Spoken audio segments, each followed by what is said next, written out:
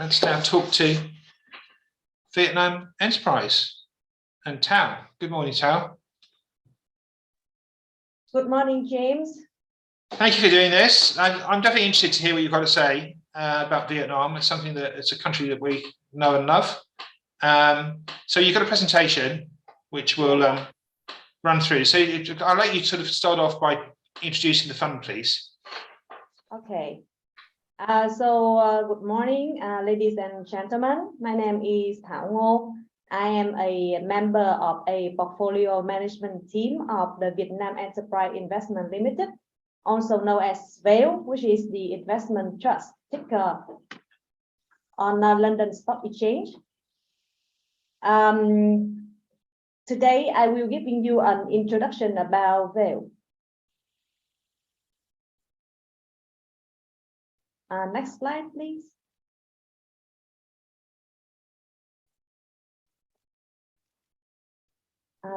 Could you go to the previous slide, James? Yeah, there we go. Yeah, this one. Sorry, I could not turn on my camera. Oh, don't worry. Okay. Okay. Sorry. Okay, so VEL is a Dragon Capital flagship fund established in 1995, which the main focus on the Vietnam stock market. The investment trust is also one of the biggest and oldest Vietnam fund in operation. The fund was launched even 5 years before the stock market opened. So we were one of the first participants in the Vietnam stock market. We participate actively in both privatization program of the government for the state-owned company and also for the private company. So with long presence in Vietnam, we build a very strong relationship with the entrepreneur community in the country, and in which some of them now become the top private company in the Vietnam market nowadays. So with the good track record and the big size of VEL of 1.3 billion pounds as of today, we are one of the first names that entrepreneurs in Vietnam want to have as an anchor investor when they have a plan for capital raising, for IPO, and etc. They were listed in London Stock Exchange in July 2016 and also a member of FTSE 2050. So our objective to managing VEL is to deliver a sustainable long-term growth for investors. And to achieve this return, we have a rigorous investment process run by a team of 3 people, together with 12 in-house analysts that identify the sectors that most benefit from the Vietnam macro development. And then we identify the company that display on of the corporate governance, earning growth, and also ESG screening with the lead sectors in superior and sustained growth. So the question is, why is Vietnam? And what makes Vietnam more attractive than other markets? So please have to move to the next slide, please. James, could you please have to move to the next slide? So the FDI one, I've got that. Yeah, okay. So Vietnam economy has delivered one of the strongest GDP growth in the world in recent years. In 2022, our GDP growth is 8%. And we believe the growth momentum will continue in the coming year. For this year, 2023, we think the GDP is expected at 6.5 to 7%. And through the consistent in macro policy and the maintenance of political stability, Vietnam has created a platform for steady GDP growth, middle class formation, and FDI led the export.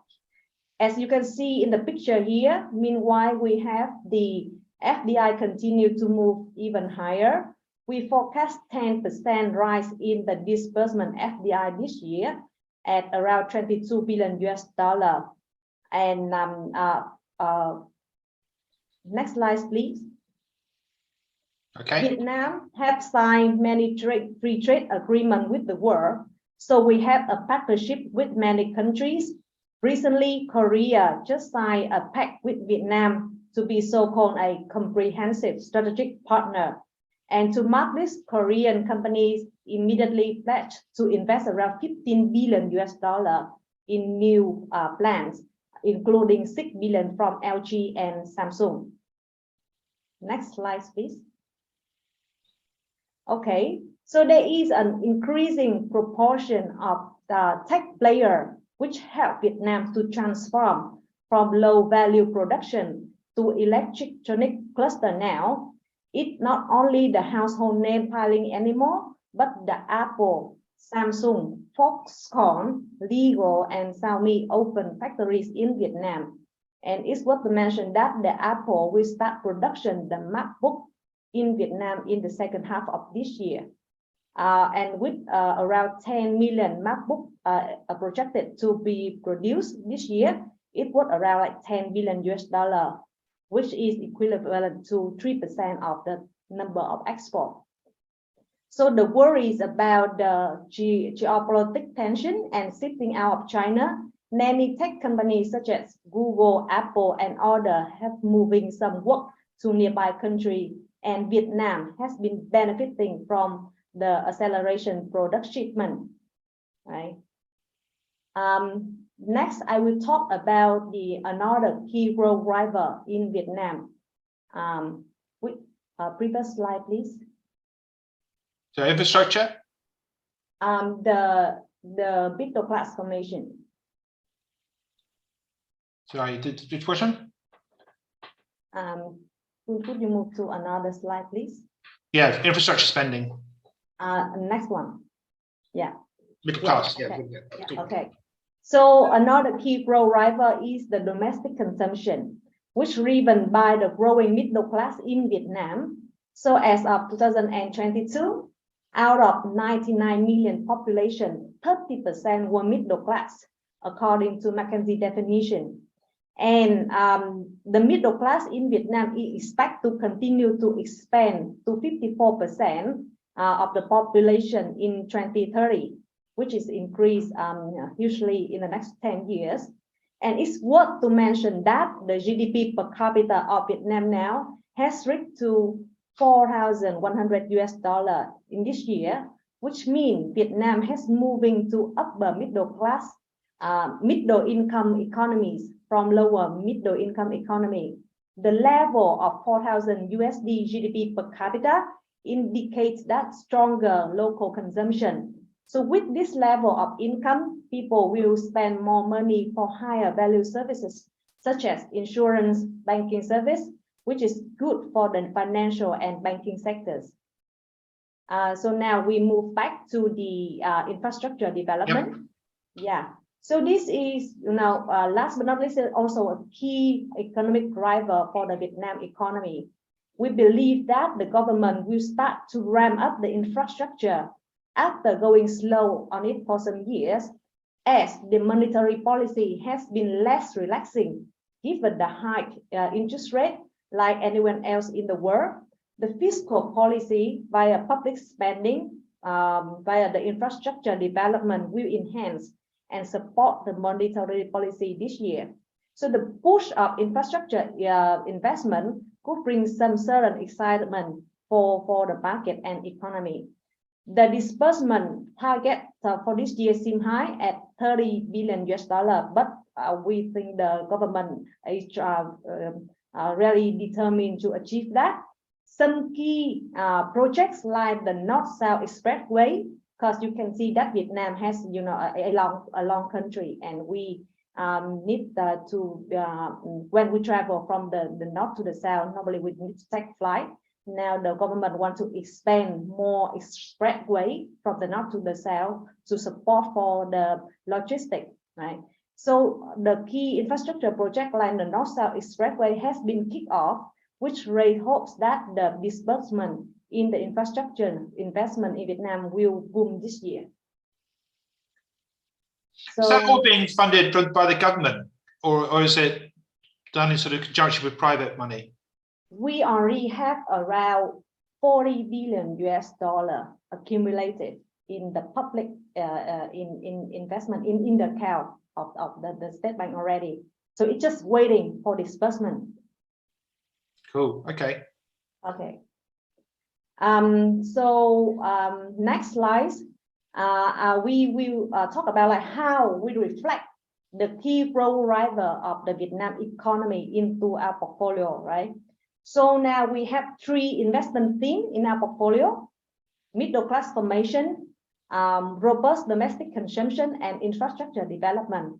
That's why we have the big allocation for the 3 sectors like banks, real estate, and retail business, as these sectors will benefit for the long term from this macro development. We have a quite concentrated portfolio with 29 holdings, in which the top 10 shown in the table here already occupy around 63% of the portfolio. So the 3-person portfolio management team work very closely with in-house research analysts to decide which is the high conviction investment theme for the portfolio. For example, our top holding here, number 1, VB Bank, which is one of the biggest retail bank in Vietnam. Already it's only occupied 3% in the index, but we have 13% of AUM in this investment, which is more than 4 times overweight, as we believe this bank outlook is much more compelling than the other investment opportunity. Our Mobile World, the third name, is a top retail in the country. We have 8% in the portfolio, while it's only 1.6% in the index. So overall, all of these high conviction names give the fund's active share ratio of around 58%. Right? For valuation, but for this year, they'll continue to deliver high earning growth than the market at 21% for the earning growth compared to the market of 7%, and traded at cheaper valuation with the PER of 9 times compared to the market of around 11 times. So for 2023, we expected the corporate earnings to remain positive and putting the valuation between in the range of 8 to 9 times on forward basis. Next, I will talk a little bit detail about 2 case studies, and it's also one of the biggest investment in our portfolio. Firstly is the VB Bank. VB Bank is one of the top private bank in Vietnam. We like VB Bank because they are the leader in the mass market segment, and it have the first mover advantage. 60% of the Vietnam population is underserved in the banking service now, so the mass market is very key to Vietnam's future banking. VB Bank is also a digital pioneer. It's the first bank in Vietnam to build big data analysis system and apply new technology application. So this has helped the bank to reduce the loan approval, reduced to just few hours, while other peers need to spend days, right? So benefiting from the strong mass customer base, the operating income is ranked number 1, and VB Bank has been tripled its return on asset. Next is another top holding in our portfolio, which is the Mobile World. Mobile World is not only the largest retail in Vietnam, but it is also approaching the Southeast Asia top 1. To describe Mobile World in one sentence, we call it an Amazon of Vietnam. For the last 5 years, Mobile World dominated the mobile phone and consumer electronic segment with 45% market share. Now, it's a new era lies in a $80 billion grocery market, which is still 90% dominated by traditional trade. This gives the scope for Mobile World to repeat the same success on a far bigger scale. So this year, 2023, the company earnings likely to push by 25%, thanks to successful turnaround in grocery business. Mobile World offer a deep valuation, trading at 14 times earning, often misperceived as a traditional brick and mortar retail, but in fact, Mobile World's online revenues is even larger than the combined value of Vietnam's top 4 e-commerce platforms. And the company is looking to do the IPO for its subsidiary, which is the grocery business this year. And we expect Mobile World could easily double its valuation when the company unlocks its value via the IPO of the subsidiary.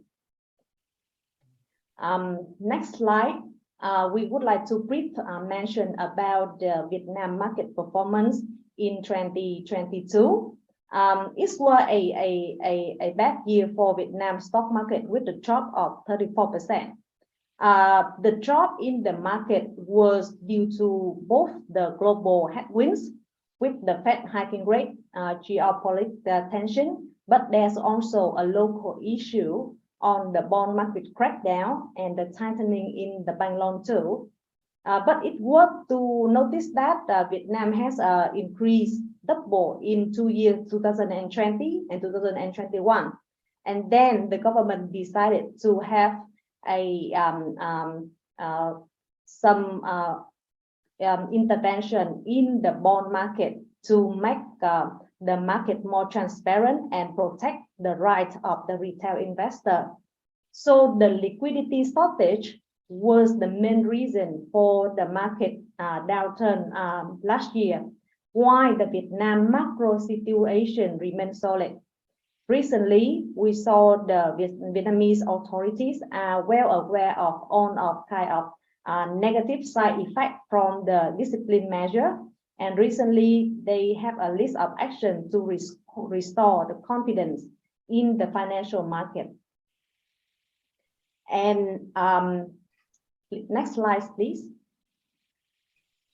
So the correction in the market have bring the valuation of the Vietnam in general at a very cheap valuation, only around 10.6 times of PER. It even lower than the COVID bottom when all of the economic activity were paused, and it's also lowest in the average of the last 13 years. And given this opportunity, the foreigner are well aware of the opportunity. Next slide, please. And have been buying in. They have bought around 1.3 billion US dollar from November until now. And the foreigner, as you can see the attractiveness of the valuation given the potential growth of Vietnam in the coming time. So with the piling in of the flow of foreign investor, it creates the bottom for the market. Okay, thank you. Yeah, so to conclude my presentation, I think the fluctuation in global macro situation and rising interest rate, as well as some issue in domestic market, Vietnam market may see some fluctuation in the first half of this year. However, in terms of the market valuation on a forward-looking basis, Vietnam is below its average 13 years valuation, while the economic growth of Vietnam remains one of the highest in Southeast Asia. So we think this is where the investor would see a long-term growth, even with various pressure might coming from the outside world. So in that context, we think Thao is confident to identify the best company in terms of long-term business growth. Also, is the primary reason for foreign investors to look into Vietnam market. Thank you. Thank you.